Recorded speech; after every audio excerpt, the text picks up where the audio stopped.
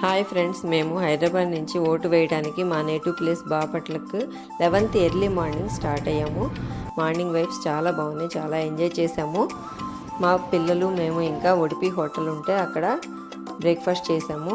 అక్కడ పార్కింగ్ కూడా ఉంది, చాలా బాగుందన్నమాట. ఆ యాంబియన్స్ కూడా బాగా నచ్చింది మాకు. ఇంకా తర్వాత అయితే మా నేటివ్ ప్లేస్కి వచ్చేసాము.